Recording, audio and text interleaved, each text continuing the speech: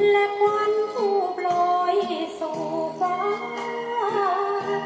สงบกายานั่งภาวนามุ่งหมาย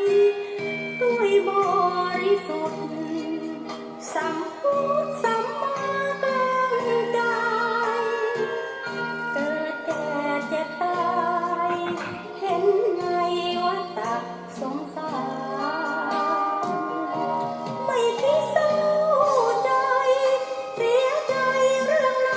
ทางโลกไม่คิดเศร้าโศกวิตกหรือทรมานไม่คิดยังใครเมื่อใจเราไม่ต้องการเนื้อหนังผิวพรรณสังขารที่ไม่เที่ยงธรรมสัจจะอธิษฐานมุ่งมั่นด้วยแรงศรัทธาสั่งสมบุญญาพุทธบูชาเลิศล้ำพร้อมนำชีวิตสู่ทิศเส้นทางสร้างธรรมอยู่ปลดหมดกรรมเมื่อมีแสงธรรมนำทาง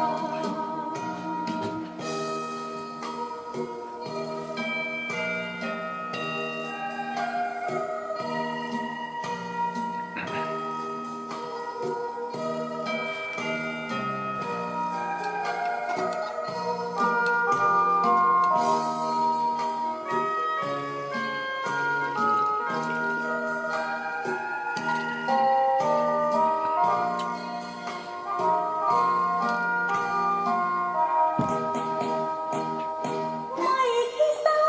ใจเสียใจเรื่องในทางโลกไม่คิดเศร้าโศกวิตกหรือทรมานไม่คิดแย่งใครเมื่อใจเราไม่ต้องการ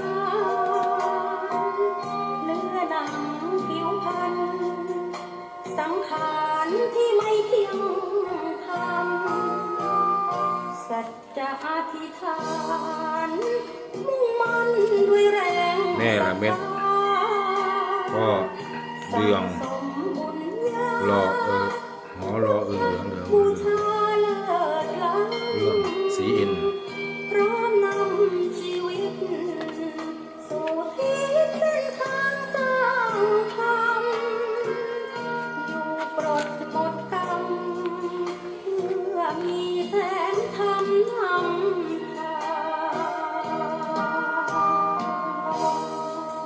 แม่นางขันพิทักษ์เสหิงคารพร้อมครอบครัวเจ้าภาพข้าวต้ม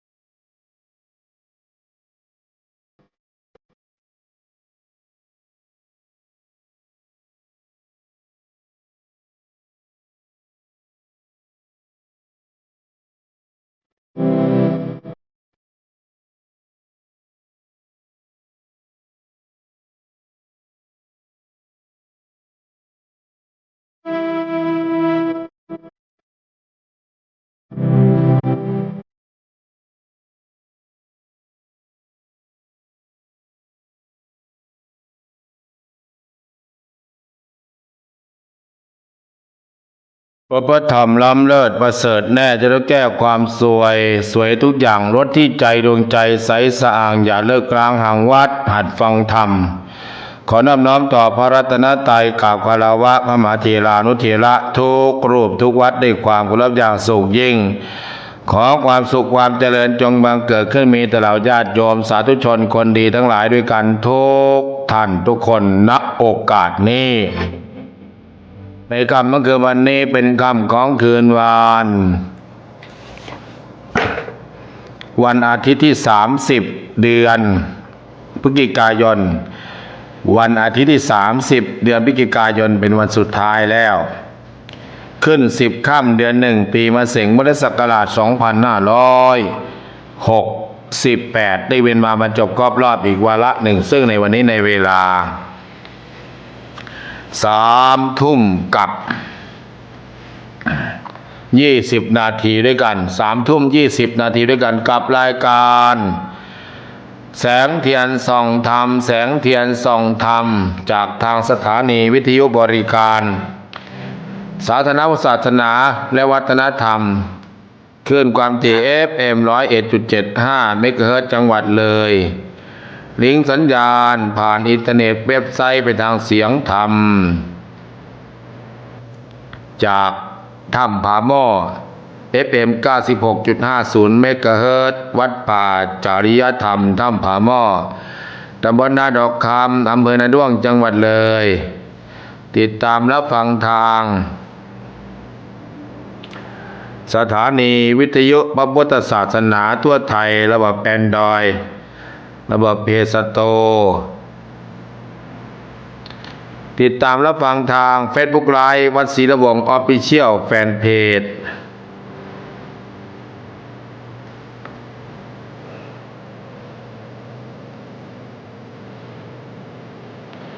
ติดตามรับฟังทาง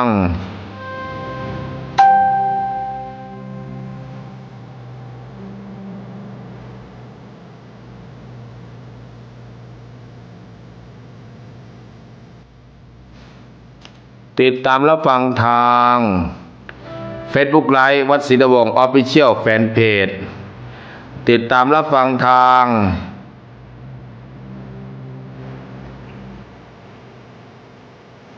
Facebook Live สมบัติมุนนา Facebook Live สมบัติมุนนาติดตามรับฟังได้ออกอากาศจากอาคารมูลนิธิพุทธธรรมนำชีวิตวัดศรีระวงศ์บ้านไม้นาตำบลศรีสงครามอำเภอวังสะพุงจังหวัดเลย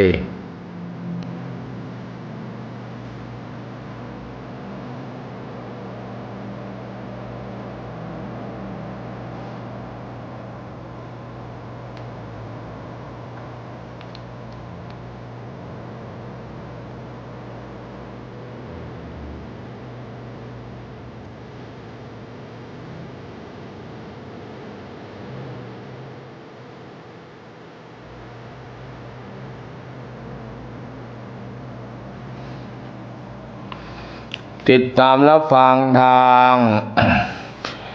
Facebook Live สมบัติมุนนา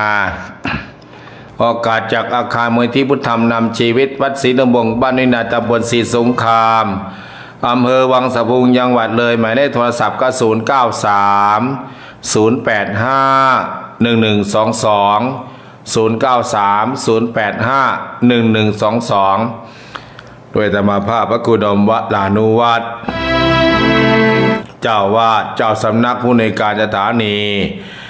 ทำหน้าที่ตรงนี้ฮัลโหลโปรข่าวประชาสัมพันธ์ข่าวสารงานราชการข่าวสารงานพระพุทธศาสนา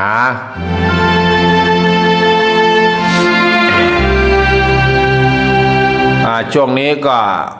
งานปฏิบัติธรรมที่วัดป่าเทศนิมิตรบ้านห้วยส้มตำบลห้วยส้มอำเภอภูกระดึงจังหวัดเลยเป็นวันสุดท้ายวันที่30พรุ่งนี้ก็ออกอัมพานกรรมออกแล้วก็คิดว่าจะมาที่วัดศรีระวงศ์ต่อพนักงานปฏิบัติธรรมบวชเนกขัมมะอยู่ปริวาสกรรมฤดูหนาวที่วัดศรีระวงศ์เริ่มแล้ววันพรุ่งนี้ ขอปริวาสช่วงบ่ายวันพรุ่งนี้ขอปริวาสช่วงบ่ายวันพรุ่งนี้ก็จึงกราบนิมนต์พระคุณเจ้าทุกวัดในจังหวัดเลยจังหวัดหนองบัวลำพูจังหวัดใกล้เคียงที่มาได้แล้วก็วันที่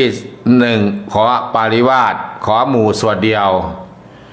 แล้วก็ช่วงภาคบ่ายปฏิบัติใครปฏิบัติท่านตั้งแต่วันที่1จนถึงวันสุดท้ายแล้วก็วันที่4ขึ้นมานัดวันที่10ออกอภานกรรมสลักพัดถวายคาพานะพระคุณเจ้ารูปละประมาณ500 บาทหรือ600 บาทแล้วแต่เจ้าภาพมีเจ้าภาพแต่ละสลักพัดโลกแห่งความจริงคือความตายทุกคนกราบนมัสการพระอาจารย์เจ้าค่ะบุญหลงมารีแก้วสาธุก็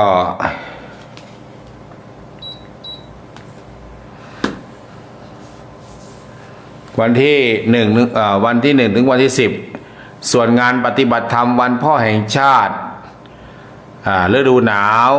วันดินโลกวันชาติไทยวันพ่อแห่งชาติก็ไฮไลท์วันที่4วันสำคัญวันที่4เริ่มต้นตั้งแต่2 โมงเช้าเป็นต้นไปเปิดกองการละกุศลบูชาที่ดินตารางวาละ10 บาทแล้วก็จองโรงทานสร้างโรงทานร่วมกันลงเรียกว่ากองทุนวันพ่อกองทุนวันพ่อกองละ300 200 300 500 600 1,000ช่วยกันงานปริวัติกรรมอาจารย์เลื่อนมาหรือจัดช่วงจัดปีละ2 ครั้งปีละ2 ครั้งฤดูหนาว1 ธันวาถึง10 ธันวามันจะมีงานปฏิบัติธรรม5 ธันวาค่อมอยู่ด้วยปกติเราก็จัด3 ถึง 7 ธันวาอยู่แล้วเราเพิ่มอีก3 วันฤดูหนาวก็อาศัยพระเจ้าประสงค์ช่วยงานช่วยการยกโต๊ะประดับตกแต่งสถานที่แล้วก็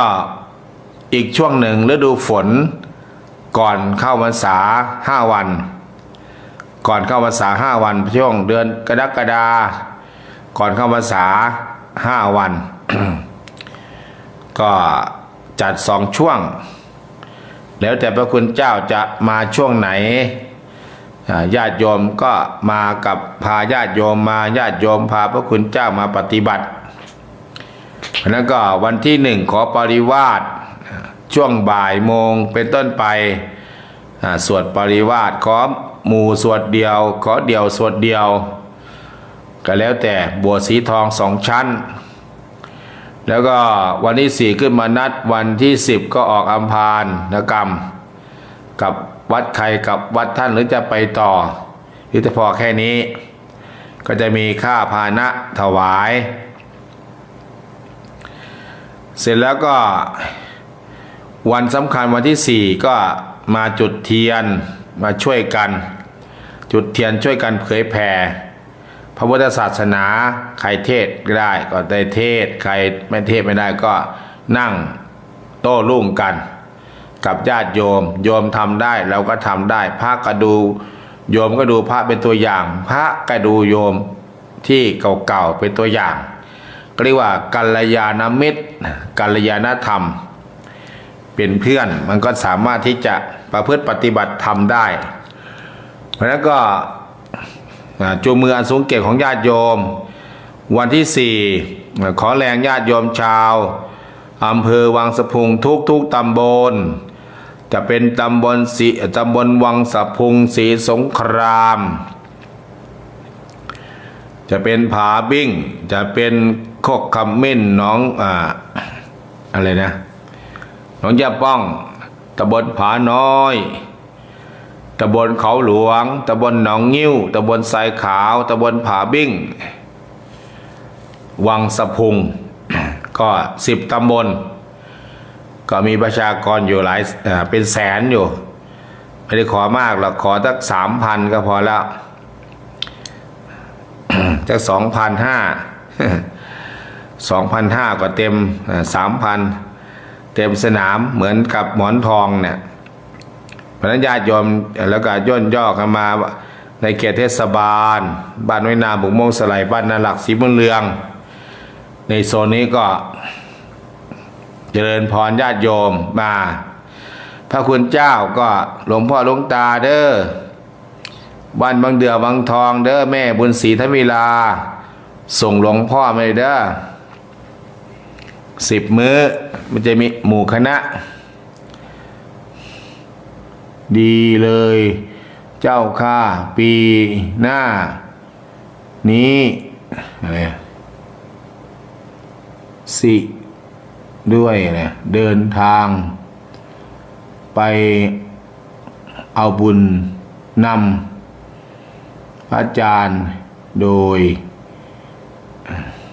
โยมอยู่ไกลอยู่จังหวัดอะไรโยมจังหวัดอะไรล่ะ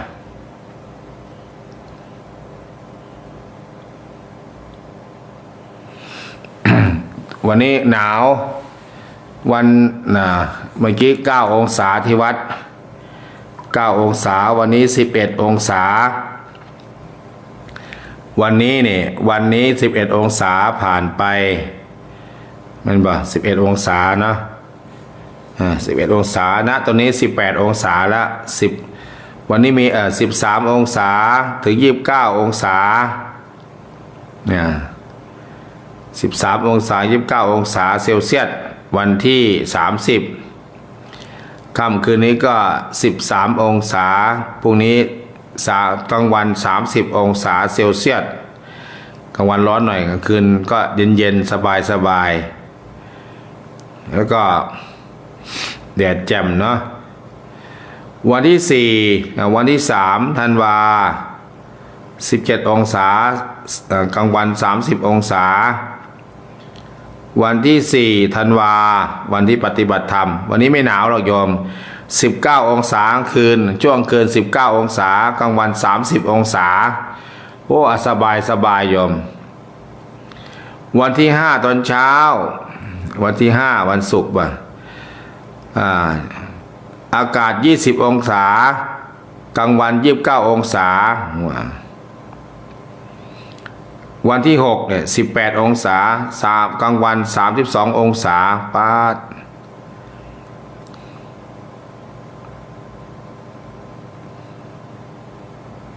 ก็หนาวบ้างลดบ้างก็ถือว่า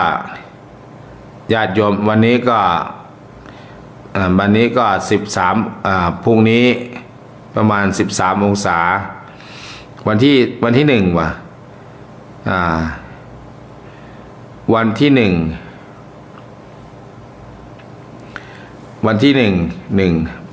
พรุ่งนี้แล้วก็ญาติโยมญาติธรรมก็ไม่หนาวผ่านมาแล้ว9 องศามือภูเรือก็7 องศา3 องศา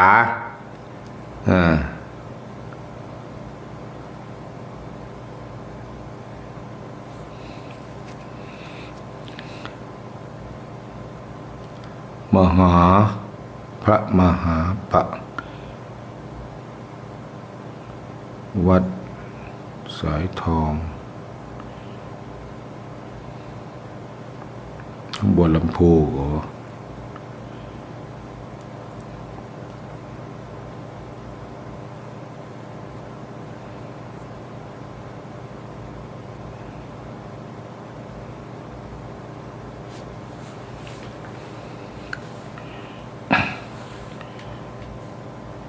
ประทวนวัดสายทองหนองจังหวัดหนองบัวลำพูตรงไหนเนาะ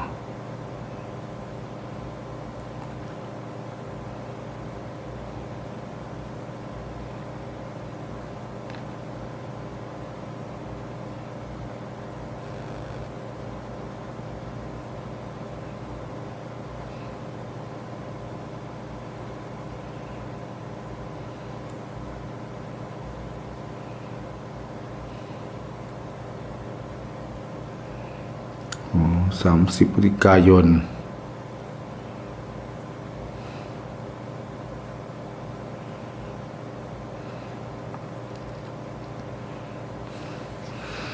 อโมทนาสาธุการให้กับญาติโยม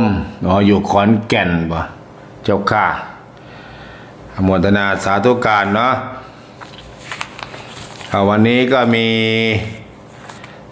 จะประกาศงานวันที่4 ที่ 5เห็นวันนี้วันที่30พฤศจิกายนนี่เป็นน้ำบัวลำพูเป็นจัดโอ้คนหลายเลยเป็นจัดหาประทวน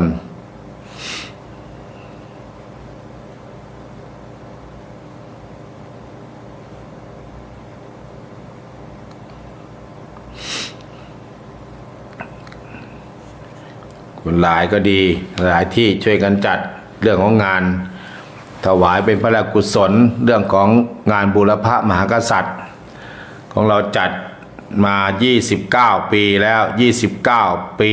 29 2 ทศวรรษกว่าปีหน้าครบ3 ทศวรรษ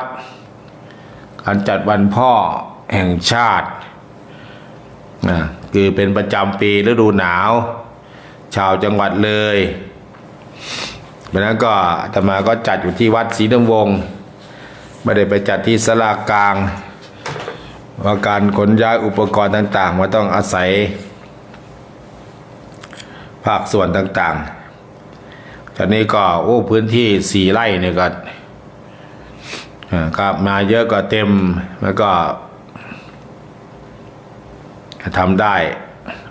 ศักยภาพสมัยก่อนก็ใกล้เต็มนะโควิดมากั้นฝังหน้าเนี่ยก็เลยต้องมารีสตาร์ทใหม่เริ่มต้นใหม่ก็ไม่มีงบประมาณอาศัยงบประมาณจากประชาชนร่วมด้วยช่วยกันจัดอย่างกองทุนวันพ่อพระครูดมวรานุวัฒน์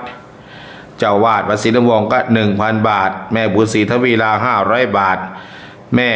ใบเสียงสา500 บาทแม่ปัญญาบ้านซ่าน200 บาทแม่สงวนเกศสิอ่อน300 บาทแม่ม้อยแอม300 บาทแม่สิงโต300 บาทแม่ภาวนาบุญชื่น500 บาทแม่ล่าอินเจริญ300 บาทแม่อินสุธรรมา500 บาทแม่คำบ่อทินตะพง300 บาทแม่สมคิดใช้เวลา300 บาทแม่นิดบลภา300 บาทแม่บัญญัตินามมนตรีแม่หมอนทิศชัยนาม300 บาทยายบัญญัตินามมนตรี300 บาทแม่ประภัยวันจันปิตุ300 บาทแม่ชีนงรักราชวงศ์500 บาทแม่สว่างตอนนิมนต์300 บาทแม่ชีพัดยิ่งเจริญ300 บาทนสรุ่งฤดีสมพร300 บาทแม่จันสุมมาศ300 บาทแม่สมหมายชัยยา500 บาทโรงทานก๋วยเตี๋ยว1 โรงใหญ่ๆยาวๆแล้วก็แม่สมหญิงมีชื่อ300 บาทแม่แก้วยายแก้ว200 บาทแม่ฟ้าหลังฝนลูกชิ้น Facebook นะ300 บาทโยมไอฐานจากกทม700 บาทน้องทอฝันพร้อมญาติโยมความครอบครัว300 บาทแม่น้องนางหนองน้อยเจ้า300 บาทแม่สมจิตเนาสน300 บาทแม่ไข่สังทวง300 บาทแม่ศรีนวลอะไรนวลเนาะศรีนวล แกงจำปาแม่ปุ๊ก300 บาทพ่อลินทองแม่สำเนาเทวสัตว์1,000 บาทแม่นินพักมี300 บาทแม่ทองศูนย์บริวัน300 บาทน้ำ20 แพ็คใครมีข้าวก็เอาข้าวมาเด้อเอาข้าวมานึ่งมาเลยมานึ่งแล้วก็มากี่ข้าวกี่ใครกี่ข้าวเป็นก็มากินยามหนาว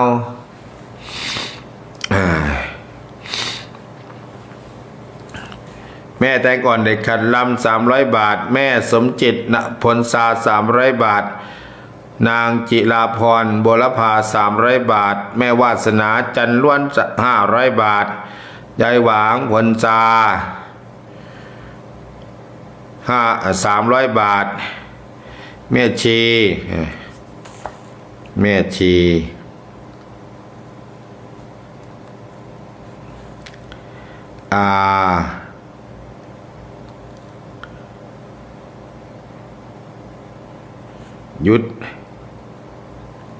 ยุทธยา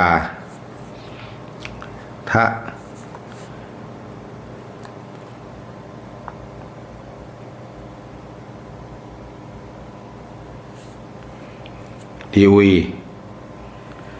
300 บาทต่อไปแม่ประมวลศรีบุญ300 บาทแม่ไม้ศรีจันทวงศ์500 บาทแม่เทียมนรชา300 บาทแม่ชีเบญจวรรณศรีพลเมือง500 บาทยายตีอุทธา300 บาทพ่อสวิทย์เหตุเกต300 บาทยายเวทอุดมทรัพย์พ่อตาศีลยายเวท300 บาทยายสวัยปากปวนยายสวัยบุญสารปากปวนเนื้อ300 บาทน้ำ5 แพ็คยายเล่งมันไว้หนา300 บาทแม่บัวจักคมโสภา300 บาทลงทาน1 โลงแม่บอมมณีแก้วลงทาน1 โลง300 บาทยายเพลินคงปฏิทานนท์ทราบข่าวว่าล้มลุกขึ้นเด้อยาย300 บาทแม่ครูหญิงดวงศรี500 บาทแม่แม่ชีบุญเรืองทองพิกุลวัดป่าจะทำตั้งผาหม้อ300 บาทแม่ประนอมประชุมแม่ประนอมประชุม 2,000 บาทมาช่วยงานพร้อมแม่พรลุ่งศรีคุณ300 บาทแม่ประภัยวันโพโน 5,000 บาทยายเบนแม่เบนห้วยไผ่ภูกระดึง 1,000 บาทแม่พินผาบิ้ง300 บาทแม่เพชรติ้วน้อย200 บาท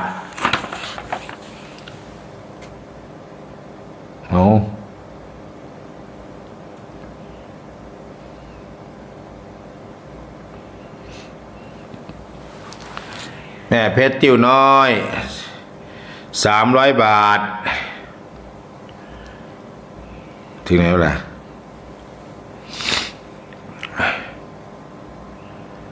แม่สมัครราชบัวศรี200 บาทยายแพงอารมณ์500 บาทแม่อุไรวันนามวง300 บาทแม่ลำดวนพักมี300 บาทแม่ยิ้มจำศักดิ์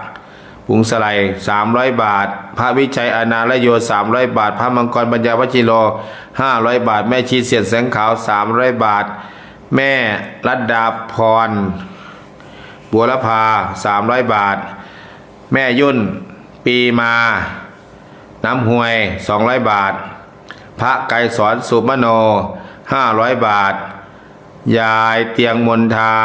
300 บาทยายทองดีบัวละพา300 บาทยายนีกล้วยแขก300 บาทจ่ายมาแล้ว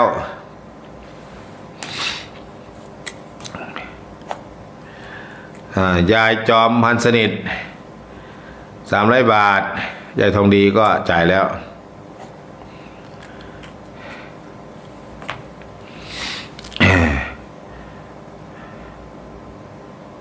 อันนี้ก้อยแก่300 บาทยายจอมมัสนิท200 บาท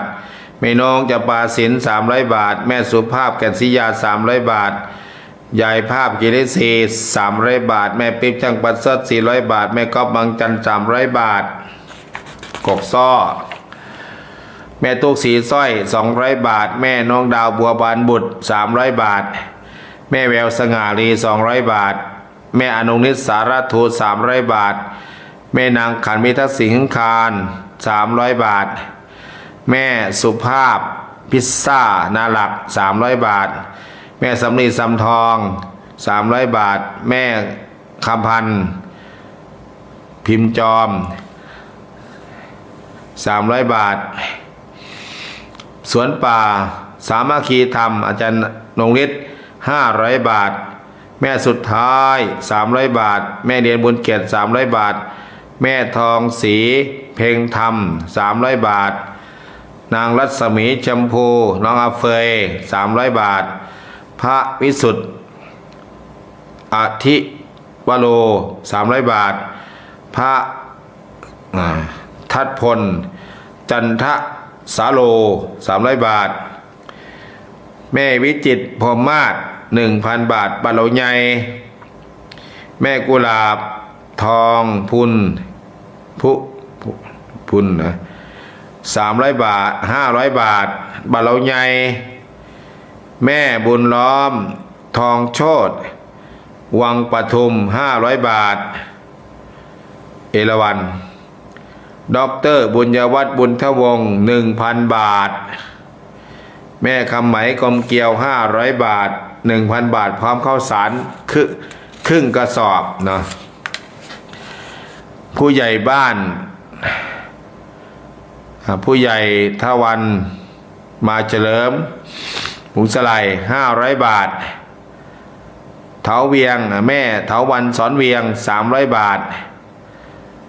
ยายหนูในแสนสด500 บาทแม่วาสนาปัญญาดี 1,000 บาทพ่อเอกแม่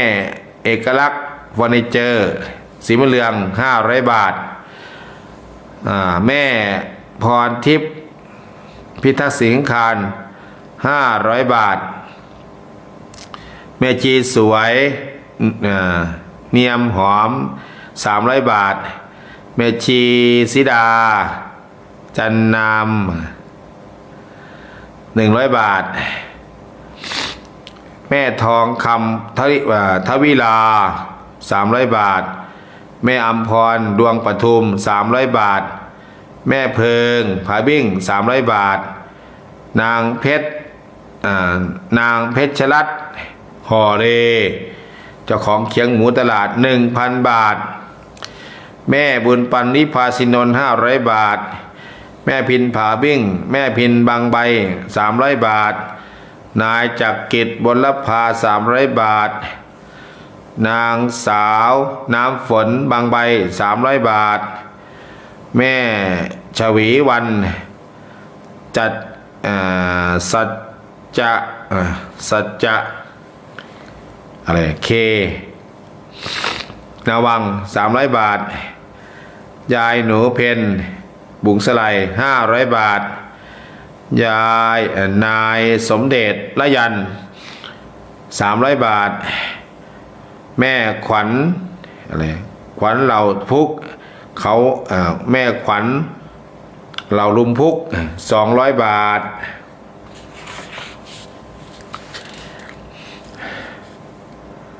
พ่อชาติชายแม่อะไรพรหมมาปุย 1,000 บาทนสรอนบุรพา500 บาทแม่คำชื้นพลซา300 บาทพร้อมโรงทาน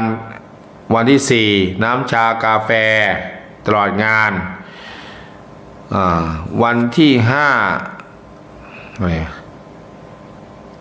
ไรกับอะไรลำไยแม่นางขันพิทักษ์สิหิงคารแม่นางขันพร้อมครอบครัวเป็นเจ้าภาพข้าวต้มวันที่6โมทนาเนาะ แล้วก็มีเพิ่มเติมมาทำบุญวันพ่อ300 บาทกาแฟ2 ห่อคุณแม่จันทาคงทนพร้อมครอบครัวอุทิศส่วนบุญส่วนกุศลให้กับคุณตาอินตาพลซาคุณแม่ใบพลซาแล้วก็คุณพ่อสมอะไรสมัยพลซานายวิทยาคงทนโต้งแจกข้าวหาเท่าไหร่500 บาท300 บาทแล้วก็มีทำบุญวันพ่อแม่ละเม็ดพ่อเรืองศรีอินบ้านน้อยนา300 บาทโมทนาสาธุการนี่แหละกองทุนงานปฏิบัติธรรมวันพ่องานปริวาส10 วันแล้วก็วันพ่อแห่งชาติจะไปได้ไปรอดไปได้ก็ต้องอาศัยพระสงฆ์นิกรชาวไทยอาศัยญาติโยมชาวพุทธร่วมด้วยช่วยกันแข็งขันก็สามารถที่จะเป็นงานกราบนมัสการเจ้าข้าขน้อยอะไรเนี่ยชื่อแม่อะไรร่วมทำบุญ500 บาทขน้อยอะไรชื่ออะไรยอมพิมพ์ชื่อให้หน่อย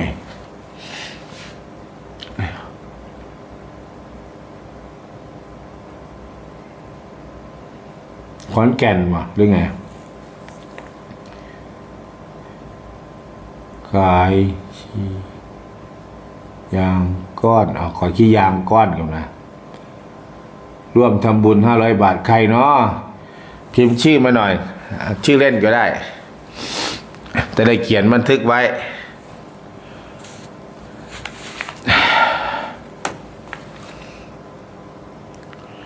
แม่สมหญิงมีชื่อลุงปิ่นบุญศรีทวีลาบุญเรืองทอมิกุลเจ้าข้าอย่าลืมมาหมดวัดนะแม่นะให้พระเฝ้าวัดเอารถบัสมาเลยเอารถบัสมาเลยแบบนี้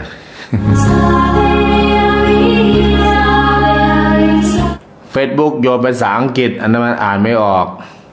ขอเป็นภาษาไทยข้างล่างแจมมาหน่อยเด้อโยมเด้อขอแจมมาหน่อยภาษาไทยคุณแม่อะไรร่วมทำบุญน้ำบ่นำร่วมทำบุญนำ500 บาท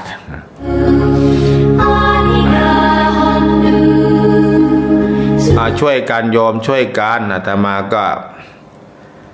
มีแต่สติปัญญาใช้มันสมองแล้วก็แรงกายแรงใจทุ่มเทก็เพิ่งเข้าจากหน้างานมาถึงกุฏิก็ประมาณ20:30พรุ่งนี้ก็เริ่มสตาร์ทเตรียมงานส่วนพระคุณเจ้าลงทะเบียนก็มีหลวงนาแสงกล้าคอยลงทะเบียนเราก็จะสวดปริวาสประมาณสักบ่ายโมงพระพุทธคุณเจ้าในเขตอำเภอวังสะพุงใกล้เคียงก็นิมนต์นะญาติโยมก็ฟังแล้วก็บอกหลวงพ่อหลวงตาหลวงพี่หลวงน้ามาร่วมกันประพฤติปฏิบัติธรรมเปิดหน้าใหม่ญาติโยมเปิดหน้าใหม่ญาติโยมเปิดหน้าใหม่แล้วอัปเดตเข้ามาญาติโยมอัปเดตเข้ามาใครจะเป็นเจ้าภาพโรงทานก็แจ้งเชิญทำนวัตการคุณเจ้าเจ้าค่ะแม่สุดท้ายฟังอยู่เจ้าค่ะแม่สุดท้ายฟังอยู่เนาะนวัตการค่ะเชิญทนมัสการเจ้าค่ะพระคุณเจ้าแม่อย่างเนาะแม่สมจิตบ้านอย่างเดียวเจ้าค่ะพระอาจารย์แม่สมจิตบ้านอย่างเดียวนะคะจุดเทียน2 เล่มเจ้าค่ะจุดเทียน2 เล่มนะคะแสงสว่างอัปเดตบุญเจ้าค่ะเชิญพร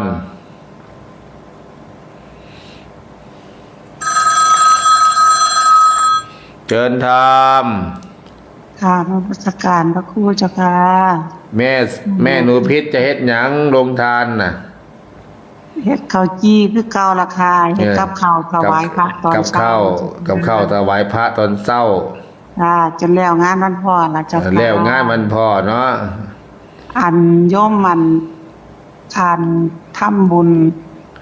ไปนำ1,000 โอ้วันนั้นลืมถามแม่ว่าทำเท่าไหร่ 1,000 บาท แล้ว แม่ ก็ หนู รวม พิษ ทั้งวันพ่อด้วยปริวาส 1,000 บาท วันพ่อ แล้วก็วันพ่อ ลง 300 บาท ฮะ อีกรวมทั้งหมด 1,300 เจ้าค่ะ ทั้ง2อย่างเลยค่ะเจ้าค่ะ โอ้1,300 บาทเนาะ เจ้าค่ะ แม่อะไรอ่ะ วันที่4แม่หนูพิษจะเข้าไปเจ้าค่ะ วันที่4มาตอนเช้าเนาะมาที่หน้างานเลย เจ้าค่ะ แม่หนู จองให้โยมไว้ เอาใกล้ๆหน่อยนะเจ้าค่ะ ใกล้ตรงใกล้น้ำด้วย เจ้าค่ะ พอนออูหนูเนาะ ผู้ใดมีข้าวไหม้ก็มาซอยแม่หนูพิษเนี่ยเด้อ พิษตัวไหนอ่ะพิษตัวไหนอ่ะ พิษหนูพิษก็หอหีบนอหนูสระอูพิษพอพานสระอิสอสลา โอ้พาวหานสรีพอสลา เจ้าค่ะ ชมพูวิเศษ พอสลาชุมพูตัวไหนอ่ะ ชมจอ ช้างฮะ ชอมอค่ะชอช้างมอค่ะ พิเศษตัวไหนอ่ะพิเศษอ่ะ วิเศษภูก็พอสำเภาสระอู พอสมาสระอู ค่ะ วิเศษพออีวิ ฮะ เศษก็วิเศษ พอสำเภาสระอูวอแหวนสระอีเศษก็สระเอสอสลา แล้วก็สอวลิสีเจ้าค่ะ โอ้สบสลาบริสีพิเศษ เจ้าค่ะ เท่าไหร่1,300 บาท เจ้าค่ะ โมทนาบ้านโนนงาม เจ้าค่ะเจิดกว่างานเสร็จนั่นแหละเจ้าค่ะ ร้านเสร็จแล้วค่อยกลับโนน เจ้าค่ะแรงศรัทธานะ เท่าไหร่ก็เอานะคะพระครู ได้เมิดไม่เป็นไรหรอกแม่ มาแต่มากับตัวยิ่งมากันบ้านโนนงามมากับใครอ่ะ เข้าไปกับคู่หูแม่ แม่นุช แม่นุช จากภูดวงดาษนะเจ้าค่ะ แม่นุชภูดวงดาษ จ้า แม่อะไรอีกอ่ะ พวกแม่คนนั้น อยู่กับที่แล้วเจ้าค่ะ อยู่กับที่แล้ว เจ้าค่ะ แล้วก็แม่แพรวอีกโรงหนึ่งได้เจ้าค่ะแม่แพรวก็จะไปอยู่เจ้าค่ะ แม่แพรว ค่ะจะไปอีกอยู่ค่ะ แม่แพรวก็ไปอีกเนาะ จ้า เดี๋ยวให้เป็นแจ้งมาแล้วกัน เจ้าค่ะ เจิญพรเจิญฮะ กล่าวนมัสการนะคะ อยู่ที่ไปให้ที่อยู่ทั้งคืนน่ะให้อยู่ตรงที่เดิมตรงนั้นน่ะใกล้ๆเลยใกล้ๆกองอำนวยการอยู่มีเต็นท์มีโต๊ะมีเตียง ค่ะเผื่อพักด้วยล่ะเจ้าค่ะ พักพร้อมเลยปูแสลมเรียบร้อยแล้ว มีน้ำมีท่า เจ้าค่ะ ทีนี้อุดมสมบูรณ์ สา เอา ธุ เสื่อสั้นมาปูนอนแล้วกัน เจ้าค่ะ เจิญพร แม่หนูพิษจำพูพิเศษ บ้านโนนงาม แม่แพรวโนนงามยายน้องดิวให้มาบ่ยายน้องดิวอ่ะเจิญธรรม จ้า ขอหลามไม่ไปเนาะขอหลามนี่เนาะ อันเมียหน่วยเป็นเห็นอยู่ว่าต้องการ ขอหลามมาขายเด้อ โอเมียนเลยแต่ถ้าไหวพระอาจารย์ว่าต้องการเป็นหน่วยไปใกล้โลก ยายก็ให้หายทุกข์หายโศกหายโรคหายภัยแข็งแรงด้วย เจ้าที่เจ้าทางเจ้าวัดเจ้าวาเจ้าป่าเจ้าเขาวัดศรีนวงศ์เป่าเสกให้ยายหาย แข็งแรงเดินได้ สาธุจ้าจ้าขันเคียงแดงก็ลอยในเห็นทอมนี่มันไปนึ่งเข้ากับบ่ได้ ยางไปก็เดี๋ยวไม้จังเอา มีที่พักหรอก ห้องน้ำก็อยู่ไม่ใกล้ไม่ใกล้ เจ้าค่ะ เจิญพร ครับกันละ เจิญธรรม กรรมนมัสการพระครูเจ้าค่ะตั้งอยู่เจ้าค่ะแม่นุพิดเอ้ยสิหาเขาไม่ไปห้อมน้ำอยู่ดอกเด้อจ้า ข้าวใหม่ฮะ เจ้าค่ะจะมีงานเอาจะมีเขาไม่ยี่ดอกเท่าหันเมื่อไปนะอันแม่แดนพลซาที่ว่าเพิ่นป่วยเพิ่นอยู่อันหัวมุมวัดน่ะเพิ่นเสียชีวิตเจ้าค่ะ แม่แดงบ่ แม่แดนพลซานะที่อยู่อันหัวมุมวัดที่คุ้มเขามาคุ้มผู้ขานะเจ้าค่ะ โอ้แม่แดนผมผอมบ่ ก็พาผู้ดำๆที่กี้เพิ่นก็ไปประจำนะเพิ่นป่วยเพิ่นก็ได้เศร้าไป แล้วแม่นั่นแม่อะไรยังอยู่แบบแม่อะไร แม่จบ แล้วจบซาวอะไรนะ ทูมลา ทูมลา วันพ่อเพิ่นก็สิฝากอยู่เพิ่นว่า แม่จบซาวภูมิมาลาฟังอาจารย์อยู่ป่ะเนาะไม่จบ ฟังอยู่ว่าซั่นเจ้าค่ะเพิ่น เชิญ บางอันบุญกฐินเพิ่นก็ฝากอยู่ เชิญผู้ใหญ่บ้านมาจุดเทียนหน่อยเด้อ เจ้าค่ะ เห็นนายเปิดมาร่วมด้วยช่วยกัน มาดูงาน เจ้าค่ะ ปูแสลมเสร็จแล้วเหลือโลกอันนั้นเสร็จแล้วพ เบิ่ง รุ่ง อ นี้ ยู่เจ้าค่ะเบิ่ง ตบแต่งพรุ่งนี้จะตบแต่งสถานที่ถ่ายเฟซบุ๊กให้ดูหรอก เจ้าค่ะเบิ่งอยู่เจ้าค่ะกรารนมัสการลาเจ้าค่ะ มาไกลหลายญาติโยมญาติธรรมแม่อะไรอ่ะ ครับเป็นกับนมัสการพระอาจารย์เมทองสูนฟังอยู่เจ้าค่ะ เมนูพี่เด้อหาเข้าไม่ไปเสริมลกเด้อ หาข้าวใหม่มาเสริม เจ้าค่ะ ทั้งนึ่งทั้งปิ้ง เจ้าค่ะ ทั้งย่าง ฟังอยู่พระอาจารย์เติมบุญกับนมัสการเจ้าค่ะ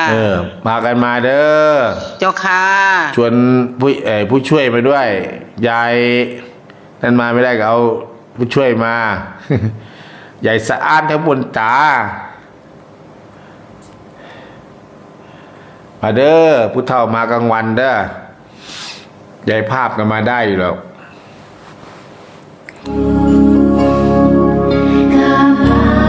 เชิญมาญาติโยมชาวอำเภอวังสะพุงของเราอำเภอภูหลวงอำเภอหนองหินอำเภอภูกระดึงน้ำหนาวนาวังนากลางอำเภอเมืองแม่บัวน้ำห้วย เจ้าค่ะเข้าประมาณการเจ้าค่ะ เจิญพร ท่านนมัสการเจ้าค่ะยังไม่ควรหัวเจ้าค่ะฟัง หลบหนาวหลบหนาวเพิ่งมาวันนี้บอกแหมเมื่อวานมัน9 องศาไม่ บ่ฮู้มีอาเมียค่ะอาจารย์ ดูพี่เมียว่าหนาวฮะนอนแจ้งมาเลยป่ะ เจ้าค่ะ คุมโปงอย่างเดียวเนาะเจ้าค่ะไปอยู่เจ้าค่ะลงทานไกลไปอยู่เจ้าค่ะวันที่4 โอ้ใครมา มีโทษนี่มาเข้าวันนาเจ้าค่ะลูกสาววันนี้จะเฮ็ดอยู่ เอารถมาเนาะ ไว้ ทอดกล้วยทอด กล้วยทอดว่าเจ้าค่ะ โอ้ใครมีกล้วยเอามาเด้อกล้วยหามใช่ไหม เจ้าค่ะ เฮิมหาม เจ้าค่ะแล้วก็มีอาหารขาวไหว้ขายยามมื้อเช้าตลอดอยู่เจ้าค่ะมื้อเช้า สอดแจ้งใครอยู่สอดแจ้งจะให้อยู่ด้านหน้าเลยด้านหน้าเวที เจ้าค่ะ ปีนี้รับรอง บ่ได้มีกล้วยก็เอามานี่เด้อเจ้าค่ะ ใครมีกล้วยประกาศ ใครมีกล้วยแบบหามถ้าเป็นกล้วยดิบก็จะอะไรนะก็เรียกว่ายำทำเลยนะปรมัดบ่ตำกล้วยตำกล้วย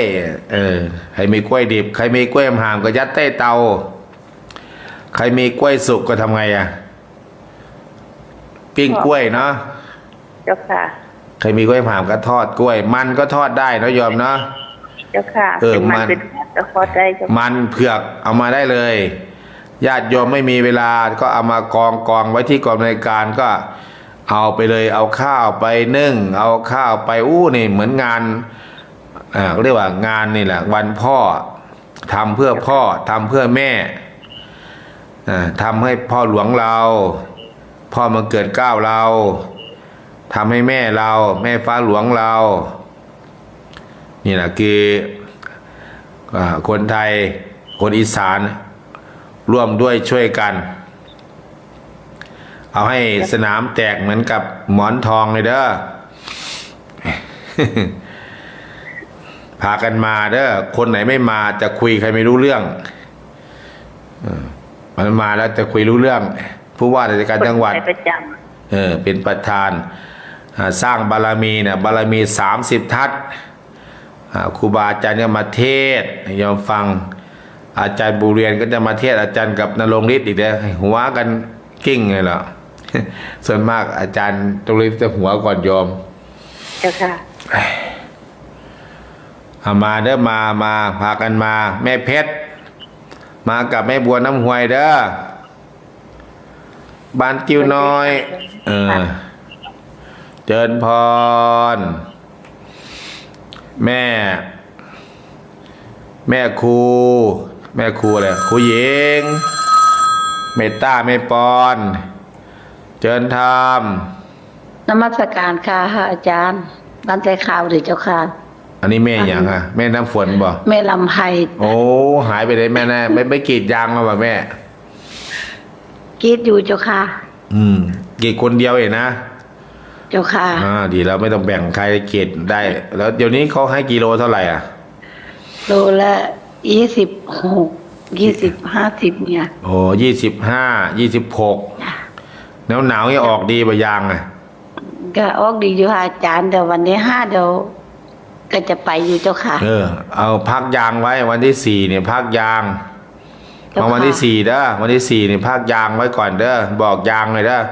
วันนี้ไปกรีดแล้วบอกยางว่าเดี๋ยววันที่5จะไปปฏิบัติธรรมเด้อเอาบุญมาฝากต้นยางเนี่ย เจ้าค่ะบอกแม่น้องอันฟากอันน้องหาควันเนี่ยจ้ะบอกใหญ่ไม่หาควันนะโหหาได้เจ้าค่ะเบอร์มันหายไป แม่น้องความฝันชื่ออะไรอ่ะ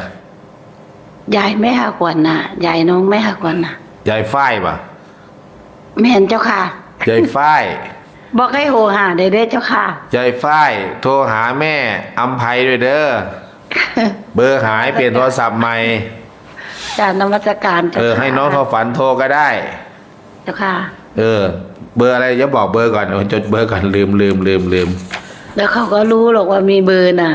มันมีเบอร์อยู่นำเขาน เบอร์เดิมป่ะ ำเจ้าค่ะ โอ้เบอร์เดิมเนาะ จากนมัส โทร การ หาแม่อำไพใส่ขาวไว้เด้อ แม่ญาติโยมใส่ขาวก็มาเด้อใส่ข้าวบ้านกกซ้อบ้านใส่ข้าวบ้านใส่ขาวบ้านกกซ้อบ้านพลทองเอาตำซั่วตำมั่วไปด้วยบ้านพลทองบ้านกกซ้อนายล่องแล้วก็บ้านอะไรบ้านพลงามบ้านพลงามเด้อหรือพี่โบเด้อลงทานมานำเด้อพี่โบแล้วก็บ้านนาวัวบ้านเบอร์บ้านอะไรอีกก็มาเด้อญาติโยมอาจารย์ประดิษฐ์เด้อหลวงพ่อประดิษฐ์วัดยอดแก้วมาปฏิบัติธรรมเด้อหลวงพ่อประดิษฐ์เจริญธรรม จากนมัสการพระคุณเจ้าเจ้าค่ะให้น้องนางก็ชมอยู่ฟังอยู่เจ้าค่ะ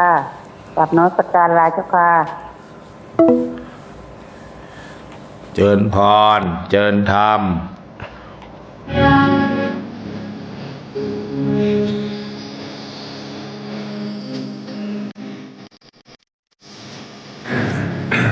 ผู้นี้ใครว่างก็มาช่วยงานเด้อยายเด้อ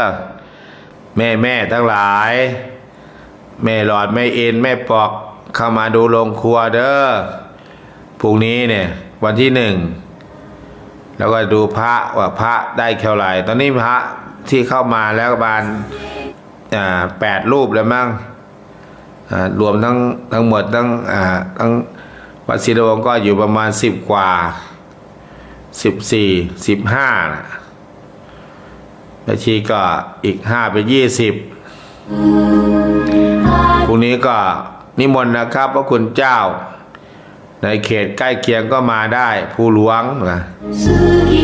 หรือว่าบ้านหนองบอนบ้านไหนก็เจริญพรนะญาติโยมพาพระคุณเจ้ามาพระคุณเจ้ากับนิมนต์พาญาติโยมมาปฏิบัติธรรมที่พักมีใต้โบสถ์ก็มีอุ่นๆศาลาก็มีโรงลานธรรมก็มีห้องน้ำห้องสุขาใกล้ๆก็วันพิเศษคือวันที่4ก็ขอให้ญาติโยมแต่งชุดขาวปฏิบัติธรรมมากันให้มากมากันให้เยอะเจ้าที่เจ้าทางเจ้าวัดเจ้าวาเจ้าป่าเจ้าเขาเจ้าพ่อสิวคามโบกลูกหลานให้มาเด้อ ด้วยบารมีในหลวงรัชกาลที่9ด้วยบารมีในสมเด็จพระพันปีบารมีบูรพมหากษัตริย์พระเจ้าลูกหลานพระเจ้าตากสินมหาราชเอิ้นกันมาพระคุณเจ้าก็มาเสริมบุญบารมีให้กับญาติโยม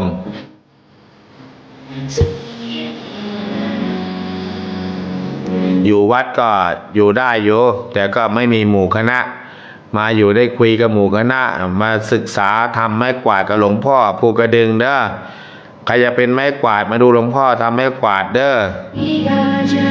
ถ้าไปซื้อก็อันละ40อันละ50 60นั่นแหละเพิ่นทำให้ดูอยู่ให้เห็นแล้วก็ทำถวายแล้วก็ซื้ออุปกรณ์ให้เพื่อนทำไปกวาดวัดกวาดวา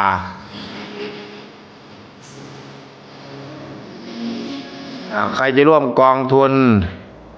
ปฏิบัติธรรมวันพ่อหรือแจ้งโรงทานก็แจ้งเด้อ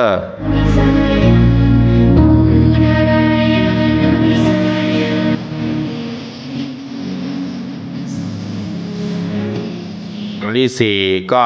จะเป็นไม่ได้เป็นข้าวกล่องเนาะหัวหน้าส่วนราชการมาเนี่ยเป็นข้าวกล่องก็แล้วกล่องแล้วแจกกลับบ้านไงวะข้าวจี่แจกกลับบ้านคนละก้อนละก้อนคนละ2 ก้อน2 ก้อนFacebook ไลฟ์ไม่รู้ใครบ้างวันนี้นะเห็นโยมเสื้อสีดำๆใครเนาะFacebook ไลฟ์โอ้เวลาหมดแล้วโยมเอ้ยหมดเวลาก็โมทนากับแม่หนูเพชรภูพิเศษแล้วลงทานสอดแจ้งลงทานตอนที่4แล้ววันที่5แม่อะไรแม่บัวน้ำหวยก็ถึงวันที่5แม่ยายกาแฟของผู้ใหญ่บ้านก็เสิร์ฟกาแฟให้กับพระคุณเจ้านาย แล้วใครหลายๆคนก็น้ำชากาแฟโรงทานโรงทานต่างๆใครชอบแจ้งก็สร้างบารมีถือว่าทำเพื่อพ่อทำเพื่อแม่เรามีศูนย์รวมจิตใจมีเวทีมีสนามมีแห่งที่เราจะแสดงออกถึงความจงรักภักดีต่อชาติต่อพระพุทธศาสนาต่อสถาบันพระมหากษัตริย์เราก็มาแสดงออกที่นี่แหละเราจัดมา29 ปีแล้วโยม29 ปี2 ทศวรรษปีหน้า30 ปีเนี่ยครบ30 ปี3 ทศวรรษนะจัดงานปฏิบัติธรรมมานั้นจึงได้เราก็บางทีก็มีคนเยอะบ้างน้อยบ้างบางทีก็ถึง 5,000 6,000 7,000 8,000 เป็นหมื่นก็มีบางทีก็ลดเหลือไม่ถึงพอพันก็ขึ้นอยู่กับตามโอกาสเวลาเพราะนั้นคือจิตสำนึกของแต่ละท่านแต่ละคนให้มันสม่ำเสมอมันให้ทานมันรักษาศีลมันภาวนาจังหวัดเลยถือว่าเป็นบุคคลที่มีบุญกุศลอุทกภัยวาตภัยอัคคีภัยต่างๆก็ไม่หนักเหมือนจังหวัดอื่นๆเขาเพราะว่าจังหวัดเลยดินแดนแห่งพระอริยสงฆ์ครูบาอาจารย์ หรือว่าเมืองแห่งทะเลภูเขาสุดหนาวในสยาม ดอกไม้งามหลายฤดู ถิ่นพระอริยสงฆ์อินเดียแห่งความสะอาดนะเพราะนั้นก็ถือว่าเราอยู่ร่มนะร่มเกิดร่มเย็นอยู่ร่มแล้วก็เย็นเป็นสุขปลอดภัยจะเห็นหลายจังหวัดจะเป็นภาคเหนือก็ดีทั้งภาคฝนตกแม่ชอดเชียงใหม่ยังท่วมเลยเนาะแล้วก็ภาคอีสานบางจังหวัดแล้วก็ที่เราเห็นภาคใต้เนี่ยหนักสาหัสสากันเพราะนั้นถือว่าคนจังหวัดเลยจังหวัดส่วนหนองบัวลำพูเนี่ยใกล้เคียงก็ถือว่าพวกเรามีบุญยังอยู่ร่มเย็นและเป็นสุขกันทุกท่านทุกคนเทินเจริญพรพรุ่งนี้รวยเด้อนอนหลับฝันดีแล้วก็โทรศัพท์มาบอกอาตมาภาพด้วย